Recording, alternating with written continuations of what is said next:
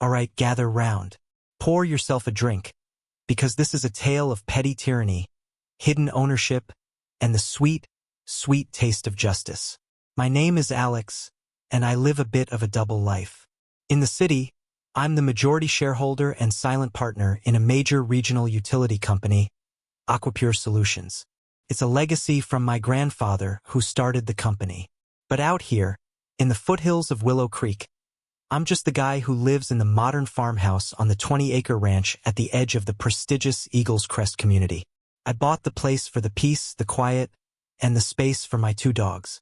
What I didn't buy was the constant scrutiny from the Eagles Crest HOA, a group of people so dedicated to uniformity they probably coordinate their sock drawers. Their leader, the high priestess of petty, is Carol Bruckner. The conflict started with a gargoyle. Not a real one, obviously. A beautiful, stone grotesque I brought back from a trip to Cornwall. I placed him proudly by my front gate, overlooking the winding driveway that leads up to my house. His name was Reginald, and he had character. The violation notice arrived 72 hours later. It was a masterpiece of bureaucratic condescension. Subject: formal notice of non-compliance. Unauthorized exterior accoutrement. Dear Mr. My last name. Asterisk: during a routine property review, the Architectural Standards Committee, ASC, has identified a non-conforming stone figure at the perimeter of Lot 47, your property. This item, described as a grotesque or gargoyle-style statue, is in direct violation of Covenant 9, Section 2, B. All exterior ornamentation must reflect the rustic elegant aesthetic of Eagle's Crest, and may not include mythical, monstrous, or thematically dissonant imagery. Asterisk: you have 48 hours to remove this eyesore. Failure to comply will result in a $100 fine, accruing daily. Sincerely, Carol Bruckner, President, Eagles Crest HOA Board. Thematically dissonant. Reginald was a piece of art. I sent a polite email, explaining he was an antique garden ornament. Carol's response was swift. The ASC's interpretation is final. The clock is ticking. So I moved Reginald. I put him about 10 feet back from the gate, clearly on my private property, well outside the HOA's jurisdiction, which, according to my deed, ended at the property line marked by the gate. I emailed Carol a photo. Problem solved. It was not solved. If anything, I had poked a hornet's nest with a very sharp stick. Carol showed up at my door, flanked by her sycophant, a man named Dave who always carried a clipboard. The gargoyle is still visible from the community road, she declared, as if announcing a state emergency. This violates the Viewshed Protection Clause, Covenant 4, Section 1. It must go. The Viewshed Protection Clause? I asked, my calm starting to thin. Carol, it's a stone statue, not a burning car. Rules are rules. Dave chimed in, tapping his clipboard. The fines started piling up. $100 a day. Then, I got a new notice. My pasture grass, which was naturally a mix of native brown and green, was not of a consistently verdant hue, violating the lawn uniformity standard. Another $50 a day. My mailbox, a perfectly functional black metal box, was insufficiently rustic elegant. Another $75 a day. I was being fiscally waterboarded over subjective nonsense. I paid the fines from my personal account, a mere annoyance, but the principle was infuriating. That's when I decided to fight back. Not with shouting, but with paperwork. I became a student of the Eagles Crest covenants, conditions, and restrictions, CC and RS. I documented every interaction, saved every email, and started digging into the HOA's own operations.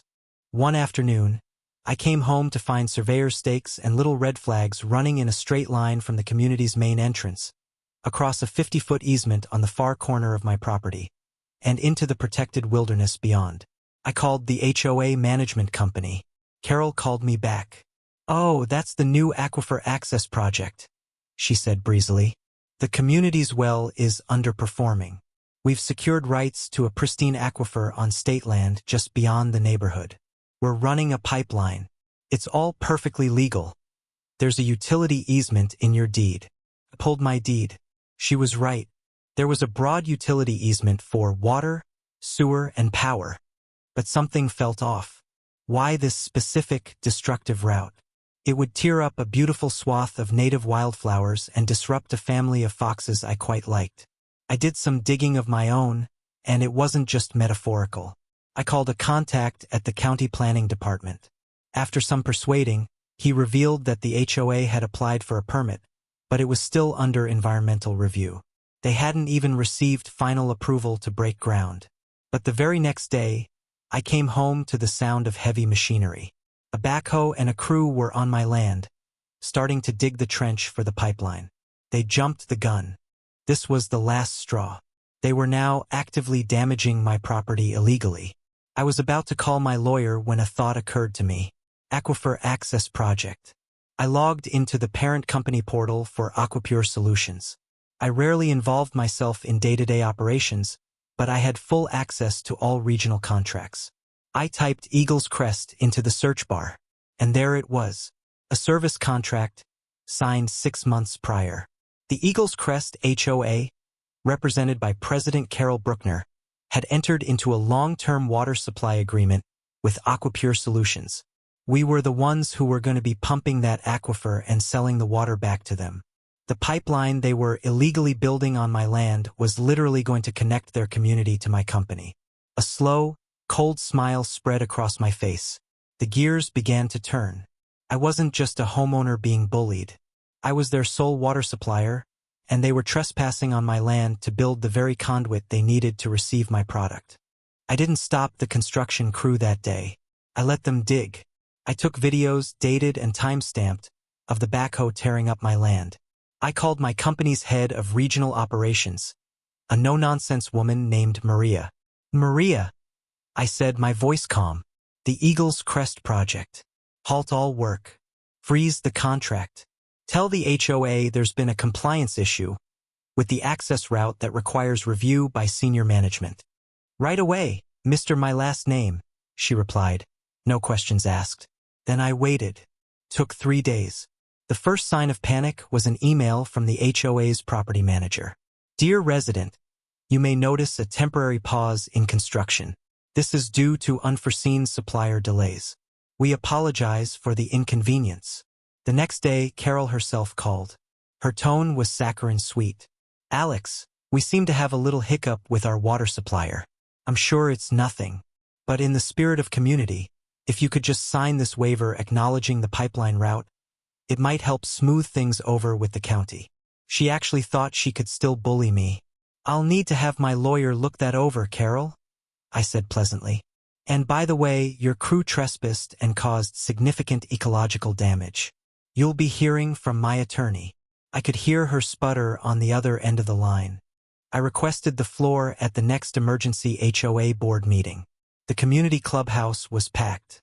Rumors were flying. People were worried about their water pressure, their property values.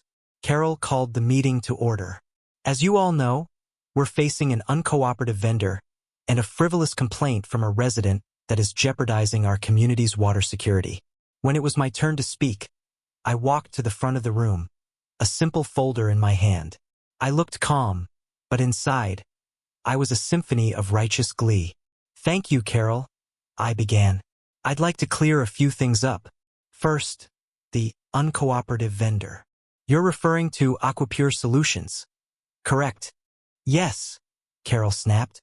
Their delays are unacceptable. I agree, I said, nodding. As the majority shareholder, I'll have to have a word with management.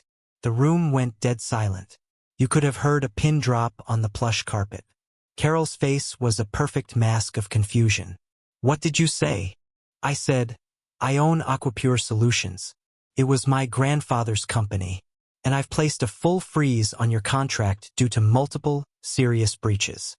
I held up my folder. First, the pipeline. You began construction without county approval, causing willful damage to my property. I have video. That's trespass and destruction of property.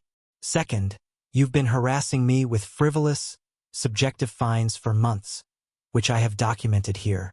But most importantly, I paused, letting the tension build. I've been reviewing the HOA's financials, which are available to all members. It's fascinating reading. I turned to the stunned audience. Did you know that Carol authorized a project management fee of $15,000 to her brother-in-law's construction firm for oversight of this pipeline project? A project that was put out for a no-bid contract.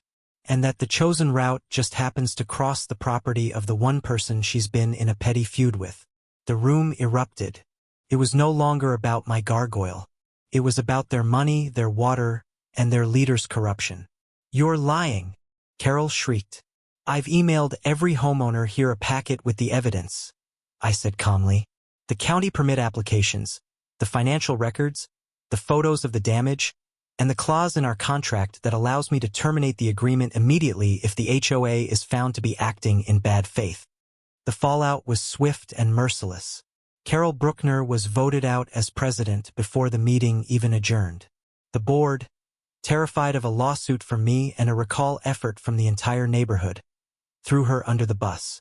The new board's first act was to formally apologize to me and dismiss every single fine they had ever levied against me. They also passed Reginald's Law, a bylaw amendment that protected homeowners' rights to reasonable garden ornamentation. As for the pipeline, we renegotiated.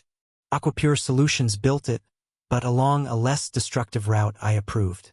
And as a goodwill gesture, the HOA agreed to a 20% premium on their water rates for the next 5 years to cover the significant administrative costs their previous president's actions had incurred. That premium, conveniently, went straight into a holding company I control. The new board president, a reasonable guy named Mark, called me last week. "Alex, we're so sorry about all that. We had no idea." "It's okay, Mark," I said, looking out my window at Reginald, who now stands guard by my gate, officially sanctioned. "Sometimes, you don't know who you're messing with until you've already dug the hole yourself. And let me tell you, the water has never tasted sweeter."